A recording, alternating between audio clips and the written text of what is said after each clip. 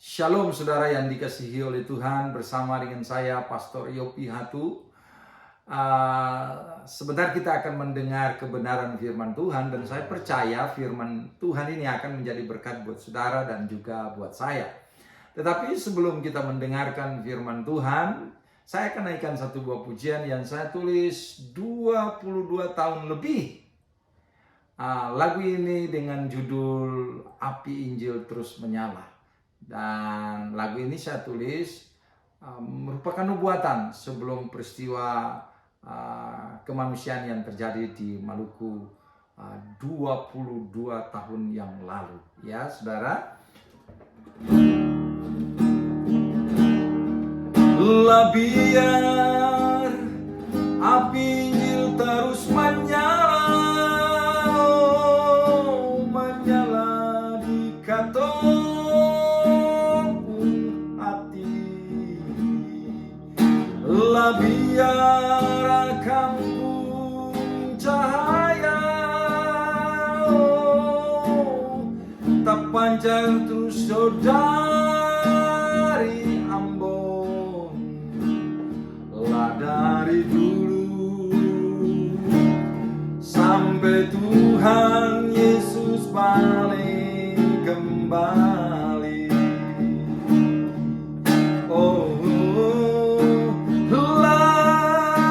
Biar api Injil terus menyala, menyala di hati kita, dan biarkan terus bercahaya,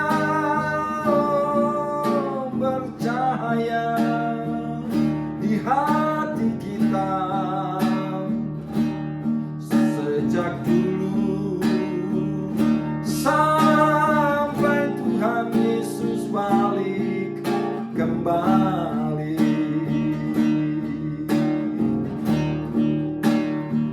Sejak dulu sampai Tuhan Yesus balik kembali.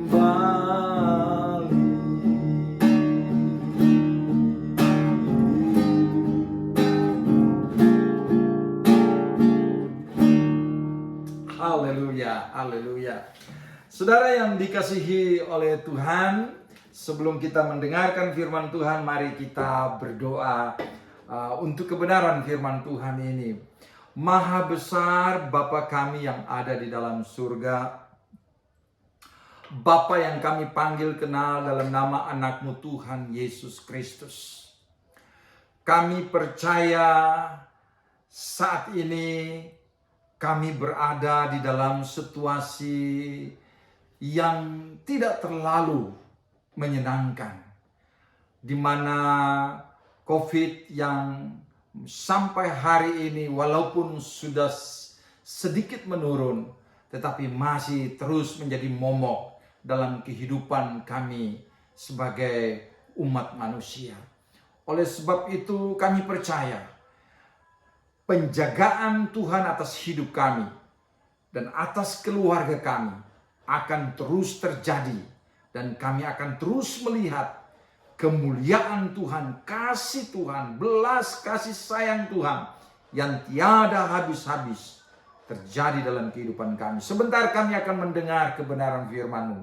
Berbicaralah kepada kami, karena kami siap untuk mendengarnya. Di dalam nama Yesus Kristus Tuhan, Allah yang hidup, kami berdoa dan bersyukur. Haleluya. Amin. Saudaraku yang dikasihi oleh Tuhan, di dunia ini kita ketahui ada jalan, ya, ada jalan di darat, ada jalan di laut, ada jalan di udara. Ya, saudara yang sering bepergian, baik kapal laut, baik kendaraan mobil atau kereta api atau pesawat udara, saudara ya. Tapi itu yang kita tahu. Tapi sebenarnya makna jalan itu sendiri banyak maknanya, saudara. Dan ada pepatah yang kita dengar, orang berkata bahwa ada banyak jalan ke Roma. Tapi saya mau katakan kepada saudara, jalan ke surga itu hanya satu, ya, jalan ke surga. Ke Roma banyak jalan, ya. Saya pernah ke sana, ke Italia, tapi saya mau kasih tahu buat saudara, ke Roma memang banyak jalan, tapi ke surga itu hanya ada satu jalan, ya. Ada satu jalan. Dan jalan ke surga itu bukan jalan yang bisa kita berjalan dengan fisik kita yang saat ini ada ini, saudara. Karena itu jalan roh. Hanya manusia roh saja yang tubuhnya telah disempurnakan yang bisa menjalani jalan itu, saudara. Amin. Oleh sebab itu dalam Yohanes 14 ayat 6 Yesus berkata begini, "Akulah jalan, kebenaran, dan hidup. Tidak ada seorang sampai kepada Bapa jika tidak melalui aku." Ya. Kalau saudara kita yang muslim berkata sirotol mustaqim, ya, jalan yang sulit sekali orang melewatinya, ya, sulit sekali. Tetapi Yesus berkata, "Akulah jalan, kebenaran, dan hidup." Ya, Dialah jalan, Dialah kebenaran itu, dan Dia itulah kehidupan itu. Oleh sebab itu kalau kita berdoa minta jalan, nah Yesuslah jalan satu-satunya, ya. Apalagi mau pergi ke sorga, ya. Itu harus manusia yang telah hidup di dalam roh, yang tubuhnya telah diubah dan disempurnakan. Dialah yang bisa pergi ke sorga, dan Yesuslah jalannya. Nah, saudara yang dikasihi oleh Tuhan, ada 4.000 sampai 4.300 agama di dunia ini, termasuk aliran kepercayaan. Semua agama mencari jalan. Semua agama mencari jalan. Perhatikan baik-baik, saudara. Semua agama mencari jalan. Ya, mencari eksistensi Tuhan, saudara. Mencari eksistensi Tuhan, Sang Penguasa itu. Semua agama, apapun agamanya, ya, mereka berusaha untuk mencari jalan. Dengan cara apa? Manusia mencari jalan, ya. Mereka ada yang meditasi, ya, saudara. Ada yang berpuasa, mencari wangsit, membaca, merenung, menandai, mengidentifikasi tanda alam, memohon kalau bisa mimpi dan dapatkan penglihatan. Yang kita tahu bahwa kalau mimpi dan penglihatan itu dari Sang Ilahi, tapi Sang Ilahi itu bisa saja Tuhan, bisa juga setan. Atau mimpi itu juga bisa dari angan-angan kita, kesibukan kita yang terbawa di dalam mimpi, saudara. Ya, itulah usaha-usaha manusia. Mendengar, melihat, meraba, mencatat kejadian-kejadian yang supranatural dari manusia, makhluk yang lain, dan dari alam ini, langit, bumi, di bawah bumi, dan di laut, saudara. Mencatat perkataan nubuatan dari orang-orang khusus pilihan, orang-orang suci atau kita katakan nabi. Mencatat pernyataan kehadiran Tuhan dalam semua kehidupan di alam semesta ini dengan satu keyakinan, ada penguasa yang maha kuasa yang mencipta dan mengatur alam semesta ini. Itulah usaha manusia. Dan itulah yang disebut agama, saudara. Jadi agama, usaha manusia untuk mencari dan menemukan Tuhan. Ulang sekali lagi. Usaha manusia mencari dan mau menemukan Tuhan. Ya, itulah usaha manusia. Nah, saudara, semua agama setelah mereka merampungkan semua informasi yang mereka dapatkan tadi, ya, mereka membuat jalan, ya. Setelah bahan-bahannya dikumpul, ya, cerita-cerita dikumpul, pengalaman-pengalaman dikumpul, lalu mereka membuat aturan. Mereka membuat jalan dengan pengalaman-pengalaman yang supranatural itu untuk ketemu dengan Tuhan. Dengan cara membuat hukum, ya, agama membuat hukum, membuat syarat, membuat syariah, kaidah, norma, atau aturan apapun, baik terhadap Tuhan maupun terhadap sesama. Jadi dari pengalaman-pengalaman dan semua kebiasaan-kebiasaan atau hal-hal yang bersifat turun-temurun itu dirampungkan menjadi bahan dan dirajut menjadi suatu rangkaian aturan hukum atau syariat atau apapun yang kita mau katakan kepadanya untuk menjadi pijakan kita, untuk menjadi aturan kita sebagai manusia, supaya menjadi rel untuk kita berjalan menuju dan mau menemukan Tuhan. Itulah yang disebut agama, saudara, ya. Dan setelah membuat aturan, membuat ritual-ritual. Harusnya begini dalam berusaha bertemu dengan Tuhan. Kalau memuji itu begini, kalau menyembah itu begini, harus dengan cara dan aturan-aturan. Dan ritual itu dengan syarat berkenan atau tidak berkenan. Jadi membuat rambu-rambu. Dengan harapan jalannya itu bisa menuntunnya ketemu Tuhan. Perlu disadari, parlemen di banyak negara dan banyak bangsa membuat dan merubah undang-undang untuk menyesuaikan dengan dinamika sosial politik, keyakinan, dan ekonomi yang terjadi di masyarakat demi kedamaian, kesejahteraan negara tersebut. Sampai hari ini, namun kenyataan keributan, kegaduhan, perang terjadi di banyak negara oleh karena iblis terus bekerja. Kejadian 3 ayat 15. Artinya begini, setelah orang berusaha mencari Tuhan, mengumpulkan bahan-bahan itu, mereka membuat jalan, lalu membuat ritual-ritual, ya. Dan di dalam jalan-jalan itu, di dalam hukum-hukum itu, aturan-aturan itu, syariah-syariah itu, namanya juga yang buat manusia, saudara. Manusia itu banyak kekurangan, banyak keterbatasan. Sehingga kalau manusia membuat, pasti ada kurangnya. Kenapa manusia itu sendiri kurang, ya? Keterbatasan manusia itu untuk memprediksi sesuatu yang akan terjadi ke depan. Makanya hampir tiap bangsa dan negara itu mereka hampir, ya, khususnya Indonesia saja, kita lihat anggota DPR terus sidang-sidang untuk membuat undang-undang baru. Karena memang dinamika manusia yang terus berkembang, saudara. Dunia ini terus berubah, dan karena perubahan ini yang terjadi dalam dunia ini, maka undang-undang terus berubah, saudara. Kenapa? Karena manusia tidak mampu memprediksi apa yang akan terjadi ke depan. Yang tahu akan terjadi sesuatu ke depan hanya Dia, Sang Halik, Sang Pencipta, Tuhan yang Maha Kuasa itu.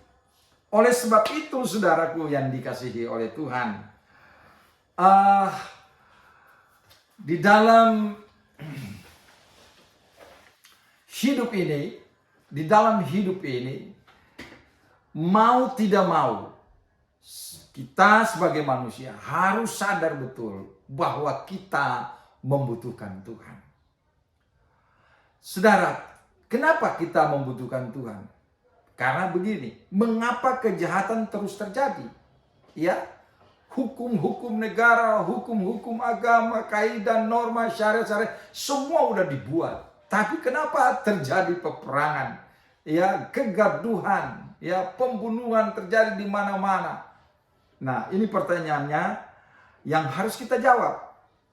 Oleh karena manusia yang membuat undang-undang atau syariat itu punya kekurangan, tidak sempurna, tidak mampu mengerti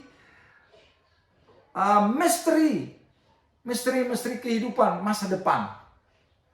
Sehingga apa yang kita buat itu memang tidak sempurna, saudara. Terus perubahan, mengalami perubahan demi perubahan, ya. Oleh sebab itu kita harus membutuhkan Tuhan dalam hidup ini. Yang kedua, iblis ikut campur tangan secara sinkretis dalam istilah itu teologinya, dalam pembuatan syariat atau hukum atau kaidah atau norma atau aturan. Coba saudara lihat, dalam semua proses pembuatan hukum atau aturan-aturan dalam suatu negara saja pasti terjadi debat, saudara. Karena memang ada suka dan ada tidak suka. Itulah kelicikan iblis untuk mempengaruhi manusia di dalam mencoba untuk membuat aturan-aturan untuk menata kehidupan ini ke depan. Nah, yang ketiga, kesadaran untuk mengasihi Tuhan dan mengasihi sesama di dalam bernegara dan berbangsa dan berperi kemanusiaan itu tidak ada atau kurang ada, saudara. Ya, kurang ada. Kesadaran untuk saling mengasihi sesama umat manusia, sesama sebangsa dan senegara, saudara, itu kurang ada atau tidak ada. Itulah yang membuat keributan, ketidaknyamanan terjadi dalam perjalanan hidup ini. Nah, saudaraku yang dikasihi oleh Tuhan, kalimat kunci, manusia tidak mampu berkenan bertemu Tuhan dengan usahanya. Itu kalimat kuncinya. Saya ulang sekali lagi. Kalimat kuncinya, manusia tidak mampu atau tidak berkenan bertemu Tuhan dengan usahanya karena dosanya dan keterbatasannya. Itu karena dosa dan keterbatasan manusia membuat manusia itu tidak mampu, ya, untuk bertemu dengan Tuhan karena banyak hal yang kurang, saudara. Hanya belas kasihan Allah saja di dalam Yesus Kristus. Allah menjadi manusia, mau mati menebus dosa manusia, bangkit dan naik ke sorga, menyediakan tempat untuk siapapun juga yang percaya kepada Yesus. Ini saudara, Dia adalah jalan, kebenaran, dan hidup. Hanya orang yang percaya kepada Kristus saja, Allah yang menjadi manusia. Ya, saudara mau mengaku Yesus itu bukan Tuhan atau Tuhan, itu terserah saudara. Tapi yang jelas, Allah itu maha kuasa, ya. Dia punya kedaulatan, dia punya otoritas. Karena dia punya kemahakuasaan itu, dia mau buat hal-hal yang sulit untuk kita terima dengan akal kita. Sehingga Allah yang roh itu mau menjadi manusia di dalam Kristus Yesus Tuhan.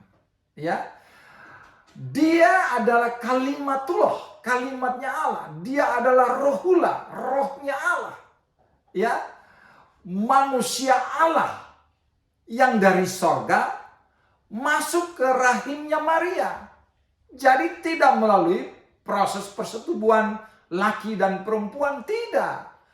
Sudah ada firman yang hidup itu dan roh yang hidup itu menjadi manusia dan masuk dalam rahimnya Maria. Lalu lahir secara manusia. Lahir secara manusia, saudara. Tapi dia itu Allah, firman Allah dan roh Allah yang menjadi manusia. Yang menjadi manusia. Dan tidak ada manusia yang bisa membatasi kuasanya karena dia maha kuasa. Memang berat untuk memikirkannya itu, saudara. Tetapi ada banyak hal spektakuler yang dikerjakan oleh Yesus Kristus selagi dia ada di dalam dunia ini. Yesus berkata, kalau kamu nggak mau percaya saya, paling tidak kamu percaya apa yang saya lakukan. Gitu. Yesus membangkitkan orang mati. Iya, saudara. Yesus yang membangkitkan orang mati. Ada yang berkata, oh, kalau hanya sekedar membangkitkan orang mati, tulang-tulang Elisa yang sudah mati juga bisa membangkitkan orang mati. Saudara, beda. Itu prosesnya lain. Bukan Elisa yang membangkitkan orang mati, tapi Tuhan yang membangkitkan orang mati. Ya, Tuhan yang membangkitkan orang mati karena kena tulang Elisa, begitu. Ya, yang membangkitkan Tuhan. Beda dengan Yesus, ya. Yesus yang membangkitkan Lazarus 4 hari dari dalam kubur. Saudara yang dikasihi oleh Tuhan. Oleh sebab itu, hanya Yesus satu-satunya jalan ke sorga. Dalam dunia ini juga kalau saudara buntu jalan, minta pertolongan dia. Kalau ke sorga saja dia bisa buat jalan. Apalagi di dalam dunia ini, dia bisa membuat jalan buat saudara dan saya. Amin. Alkitab membuktikan bahwa Yesus pernah berjalan di atas air. Ya, saudara. Matius 14 ayat 25, Yesus pernah berjalan di atas air. Iya. Yesus pernah berjalan di udara. Lukas 24 ayat 50 sampai 53, ketika dia terangkat naik ke sorga, dia berjalan di udara, saudara. Siapa dia? Siapa gerangan ini? Saudara nggak mau mengakui dia Tuhan, itu udah terlalu, saudara. Kenapa? Karena nggak mungkin manusia bisa lakukan hal ini. Gak mungkin, saudara. Dia berjalan di atas air, dia berjalan di udara. Saudaraku yang dikasihi oleh Tuhan.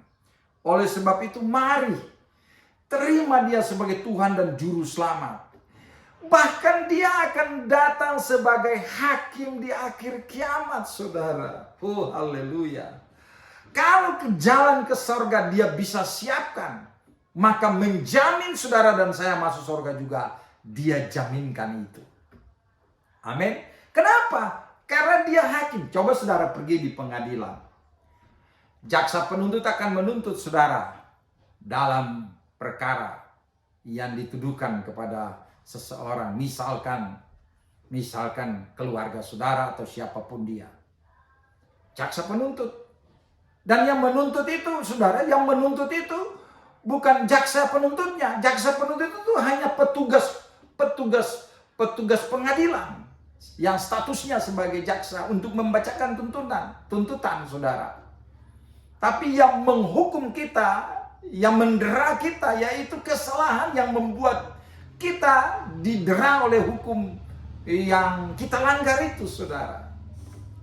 Amin. Nah, saudaraku yang dikasihi oleh Tuhan. Jadi yang menghukum seseorang di pengadilan dunia itu bukan hakim, bukan jaksa, bukan. Tapi kesalahan itulah yang menghukum orang itu. Karena dia melanggar hukum itu, maka hukum itu yang menghukum dia. Amin. Jadi ingat, di pengadilan itu yang menghukum si terdakwa itu hukum itu sendiri. Hakim hanya memutuskan, jaksa hanya menuntut. Ya, panitera hanya mencatat. Ya gitu, saudara. Jadi yang menghukum saudara dan saya nanti di akhir kiamat itu, ya sang hukum itu. Siapa sang hukum itu? Yesus. Alkitab berkata dia adalah firman. Firman, di dalam firman itu ada hukum, ada aturan, ada kaidah, ada norma, ada syariat. Komplit di dalam Kristus itu. Jadi yang nanti menghukum kita di akhir kiamat, makanya Yesus akan datang sebagai hakim di akhir kiamat. Kenapa? Karena dia sang hukum itu. Sang syariat itu, saudara. Dia itu yang akan menghukum saudara dan saya. Oleh sebab itu, ya, mari kita berdamai dengan dia. Berdamai dengan Kristus. Jangan keraskan hati saudara. Jangan main-main, saudara. Ini masalah mati hidup, saudara. Masuk neraka atau masuk surga tergantung keputusan saudara. Oleh sebab itu jangan main-main. Yang akan mengadili kita ialah hukum itu sendiri. Hukum yang mana kita langgar, kita yang akan dihukum oleh hukum itu sendiri. Dan sang hukum itu adalah Yesus itu sendiri. Akulah firman yang telah menjadi manusia. Yesus adalah firman yang telah menjadi. Ingat, di dalam firman itu sudah mencakup hukum, aturan, norma, kaidah, syariat, apa saja ada di dalam firman itu. Amin, saudara. Oleh sebab itu, mari jangan keraskan hatimu. Percayalah kepada Dia. Saudara-saudara yang dikasihi oleh Tuhan, dalam perjalanan hidup kita di dunia ini, kita semua kepingin ada jalan terang. Ya, ada jalan terang. Ada titik terang dalam setiap usaha kita. Titik terang itu adalah firman Tuhan. Dan firman Tuhan itu adalah Kristus itu sendiri. Yang kedua, jalan keluar. Yesus bilang, akulah jalan. Dialah jalan keluar. Dalam setiap persoalan dan pergumulan apapun. Yang seolah-olah saudara udah mati akal, habis akal. Nggak bisa bikin apa-apa lagi. Dialah jalan keluar itu, saudara. Kalau tidak, kita akan mengalami jalan buntu, saudara. Kalau tidak di jalan terang, ya jalan gelap. Kalau jalan gelap, ya kita beraba-raba. Dan kalau kita sudah di jalan yang benar, maka tidak buntu. Karena dalam Kristus ada jawaban. Amin. Yang berikut, Dia adalah jalan damai untuk mendamaikan saudara dan saya dengan Bapa di surga. Kalau ada Kristus dalam hidup kita, hidup saudara dan saya akan berbeda. Kita akan penuh dengan damai dan sejahtera dari Tuhan. Nah, kita mendapatkan jalan hidup. Dan jalan hidup itu hanya ada di dalam Kristus. Akulah jalan, kebenaran, dan hidup. Dan yang kelima, jalan yang lurus. Dialah jalan yang lurus. Kalau kita ada di dalam Dia, maka tidak ada unsur kompromi dengan dunia ini. Dengan kuasa-kuasa apapun dalam dunia ini. Tidak ada liku-liku, tapi jalan kita akan lurus. Ya, jalan kita adalah jalan yang lurus. Dan jalan yang lurus itu, kalau saudara terus berdoa minta jalan yang lurus, Yesus adalah jalan yang lurus itu, saudara. Sebenarnya hidup ini praktis saja, saudara. Demikianlah firman Tuhan yang sudah kita dengar, saudara. Yesus adalah jalan, kebenaran, dan hidup. Dia adalah jalan lurus yang dicari setiap orang. Untuk sukses dalam hidup ini, bahkan sampai kita pergi ke surga. Tuhan Yesus memberkati kita semua. Shalom.